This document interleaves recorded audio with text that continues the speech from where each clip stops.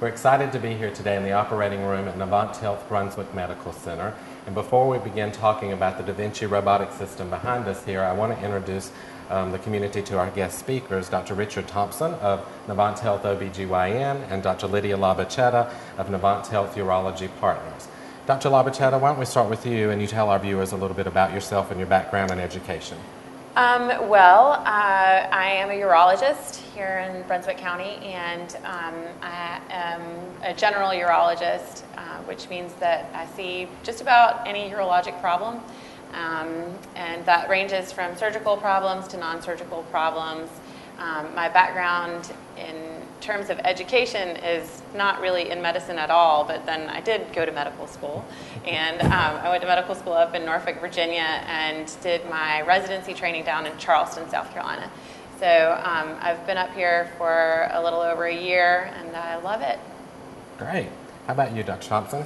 My name is Richard Thompson. I'm an OBGYN with Novant Health OBGYN. Me and my partners take care of everything from general GYN problems to obstetric care as well. My medical education is in Virginia also. I went to the Virginia College of Osteopathic Medicine, and I did a residency training in Wilmington. And I've been with Novant for a little over 6 months now. Great. Well, we're excited to have both of you here in the community and practicing at Novant Health Brunswick Medical Center. But we're going to get to what we're here to talk about today, and that's the Da Vinci robotic system. So, yeah. Dr. Labachetta, why don't you start and tell us about the robotic system and how it works? Well, I think that the two most important things that the robot does is it enables us to perform, number one, laparoscopic surgery in the pelvis. Dr. Thompson and I both operate in the pelvis, which is basically a bony bowl. And doing laparoscopic surgery down there is like using chopsticks to operate at the bottom of a soup can. You're kind of limited by the range of motion that you have in the pelvis. And so the Da Vinci robot has articulating wrists, which makes us able to perform these laparoscopic surgeries in a very narrow surgical field. So the other thing that the Da Vinci does is it gives us a microscopic view, which is really important when we're performing dissection in these very delicate tissues.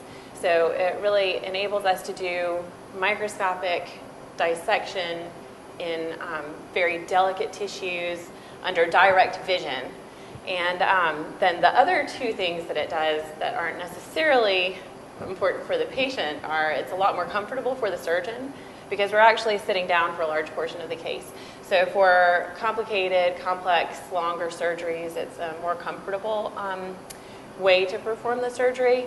And also, it's a lot of fun. Mm-hmm. It's like playing a video game. Yeah. So what type of procedures would you do, Dr. Labachetta?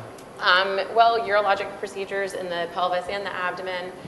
So anything from the kidneys down to the bladder. So nephrectomies, which is removing the kidney, partial nephrectomy, removing a part of the kidney, surgeries in the pelvis, including prostate removal. I think that's really where the Da Vinci kind of got its name, is with prostate surgery and prostate removal. That really is the place where we learned how important that microscopic dissection is, because you can see everything that you're doing down there in a way that when the people who trained me were training, they never saw the surgery they were doing because it was so far down in the pelvis. So. And how about you, Dr. Thompson?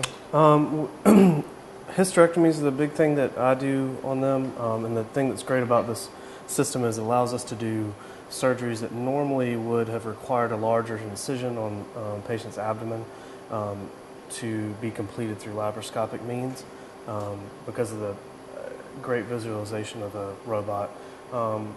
Also, we are doing pelvic floor repair work, so women with what they term pelvic organ prolapse, we can fix that through small incisions on the belly and give women a very nice result. So, great. Yeah. So I would imagine the recovery time is faster for the patients? I think so. I do. Most of the surgeries that are done laparoscopically are done that way to improve recovery time. And I think that has played out with the Da Vinci robot just like it has with other laparoscopic surgeries. Great. Yeah, less pain, less blood loss, and in a lot of cases, less OR time than would be required for other means. So. Good. And kind of highlighting the size of the incision, in terms of recovery, a lot of the surgeries that we used to do were through large incisions that did carry a risk of herniation with increased intra-abdominal pressure, meaning if you went to go pick up something heavy, you was going to pop something out. And so obviously when we're using these ports that are so small, the risk of having bowel herniate through those incisions is dramatically decreased. So. Great. Well, this looks intimidating. It's a large piece of equipment, so I think it'd be good if you could demonstrate to us how the robot works. So Dr. Thompson, if you'll get to the console there, and maybe Dr. Laberchetti, you explain what he's doing to our viewers. Absolutely. So when we're operating on the Da Vinci robot, the surgeon is always in the room. There are Da Vinci surgeons who run a console in a separate room. We don't do that here. This is Rosie, our friendly robot, and she she carries out our intended movements. So what I mean by that is we don't get to come over here and plug in prostate and then Rosie goes. So Dr. Thompson over here is doing everything that you're seeing happen here. Also, our surgical assistants are standing at the bedside, and there's usually an additional port so that they can pass things like needles and things like that to us. You can't really appreciate it as we're looking at it here, but what this would represent is a patient lying here, and all you'd be seeing from the outside would be the belly. Wow. And then Dr. Thompson would be seeing the inside of the patient. So the assistant really only sees the ports from this side out. And so all of the sutures that we use have to be passed in through an assistant port. And also the assistant very often will help us with things like retraction and things like that. But as you can see, all of the movements that are being performed surgically are being performed by the surgeon, who is Dr. Thompson at the console here. Another thing that I think is really that's difficult to appreciate as you're seeing this from the outside is the view that Dr. Thompson has, because with traditional laparoscopy, we were operating with a camera that has one view. Well, we have two eyes, so we can see in 3 dimensions. And the Da Vinci actually lets us do that. The Da Vinci camera has 2 eyes, and so the surgeon is able from the console to see everything that he's doing in live time in 3 dimensions. So what that means is that depth perception is much more keen, and you can really see when you're manipulating tissues how those tissues are moving toward you or away from you. So you can tell when you're applying undue pressure and things like that. Wow, that's impressive. And I see what you mean about him being more comfortable sitting down at the console over there. That is much easier for the surgeon. I mean, some of the he mentioned decreased surgical time, and that's great when that's the case, but some of the surgeries that we do are very involved and very lengthy. And so it does decrease surgeon fatigue, and it gives us the opportunity to make sure that our patients are having the safest surgery possible, because we're as comfortable and alert as possible, and not standing here thinking about, God, my back is killing me. That's great. Well, Dr. Laberchetti, that was extremely interesting. I'm sure our viewers appreciated that. I think now we'll go over here and join Dr. Thompson at the console so we can see what he's actually doing at the console and have that perspective as well.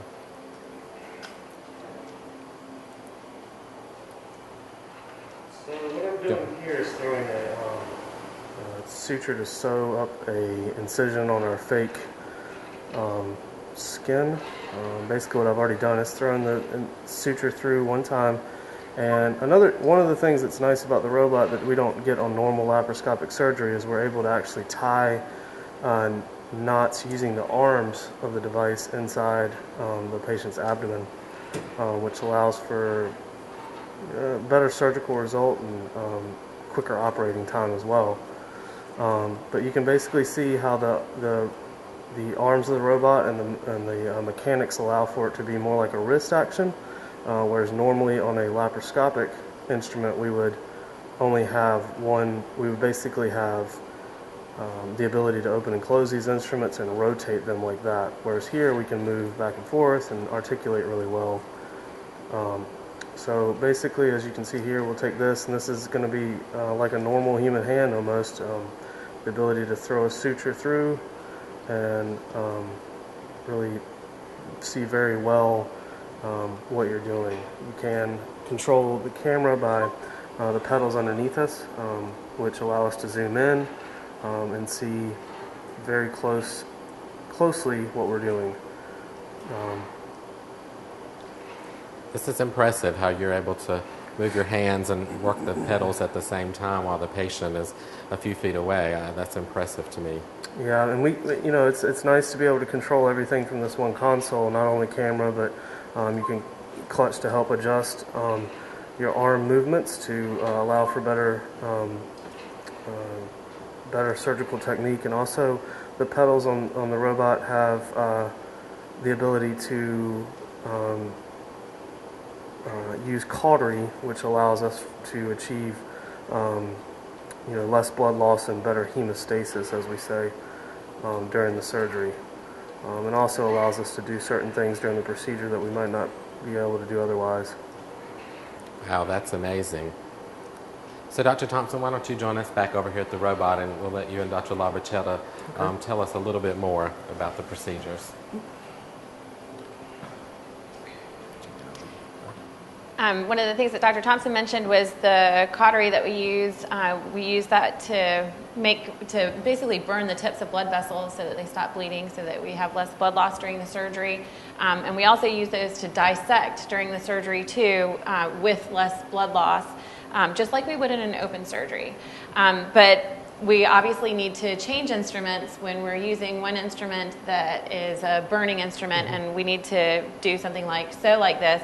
And one of the great things that this robot does is it has memory for where each of the instruments is right now.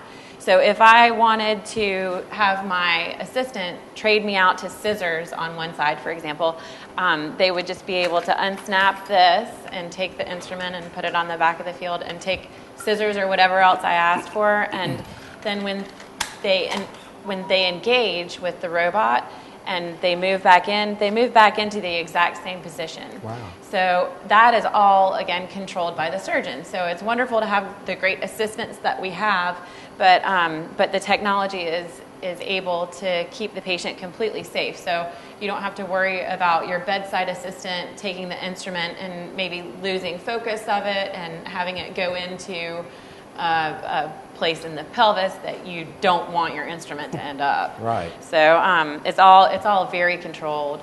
And the other thing that you maybe didn't really appreciate is the camera itself, and it can be moved in and out at the console there. So we can get up close and personal with these tissues as we're dissecting. I mean, you can see I think that there are some images that the viewers will be able to see of the microscopic surgery and how detailed the tissues are under that. Dr. Labachetta, that's a good point. Why don't we take a pause and let's let the viewers see the video.